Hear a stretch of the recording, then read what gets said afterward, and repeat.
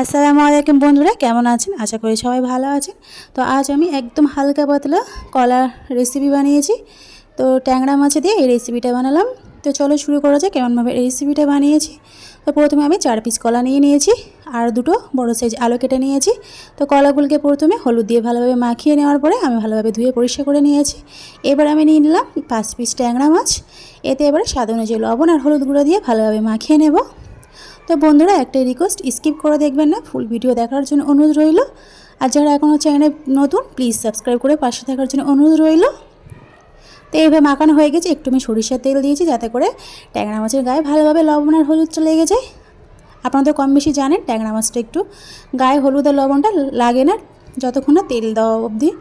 তো তারপরে এগুলোকে আমি মাছগুলো ভাজা করে নিয়েছি, আপনাদের সামনে আর স্কিপ করলাম মাছ ভাজাটাকে।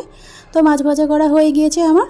এবারে যে এক্সট্রা তেল ছিল মাছ ভাজার, সেই তেলটা দিয়ে দিলাম আর কিছুটা পরিমাণ সরিষার তেল দিয়ে দিলাম।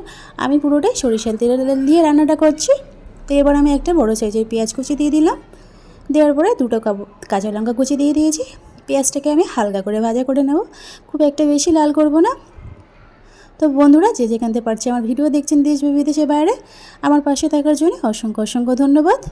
তো অল্প কিছুটা পরিমাণ আমি পানি দিয়ে দিলাম। দেওয়ার পরে এক এক করে মশলা আমি অ্যাড করব। এবারে দিয়ে দেব স্বাদ অনুযায়ী লবণ, হলুদ গুঁড়া 1/2 চামচ আর আদা বাটা আর জিরে বাটা দিয়ে দিলাম। এবারে দিয়ে ভালোভাবে মশলাটাকে একটু কষিয়ে নেব।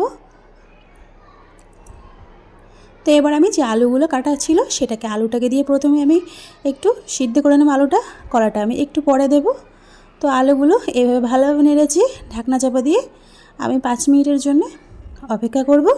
তো 5 মিনিট পর ফিরে এলাম বন্ধুরা। তো আমার আলুটা অনেকটাই সিদ্ধ হয়ে গিয়েছে, একদম আমি স্লো আঁচে এটা রান্না করেছি। এবার যে কলাটা ছিল সেই কলাটাকে আমি দিয়ে দিলাম। দেওয়ার পরে মশলার সাথে আবারও কলাটাকে কিছুক্ষণ একটু কষিয়ে নেব। তো আমার কষানো হয়ে গিয়েছে। আর কিছুটা পরিমাণ একটুখানি 1 কাপ পরিমাণ আমি পানি দিয়ে দিলাম প্রথমে কলাটা। তো এবার ঢাকনা চাপা দিয়ে আমি অর্ধেক সিদ্ধ হওয়ার জন্য অপেক্ষা করব।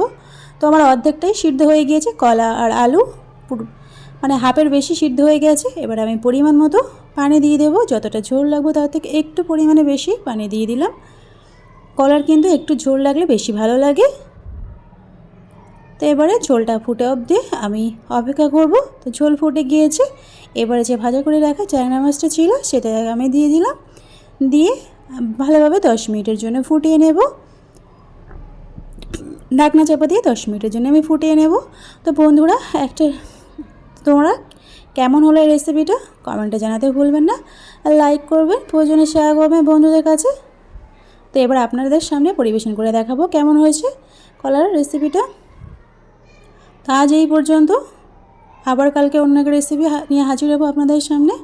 তো বন্ধুরা, সুস্থ থাকবেন, ভালো থাকবেন, খোদা হাফেজ।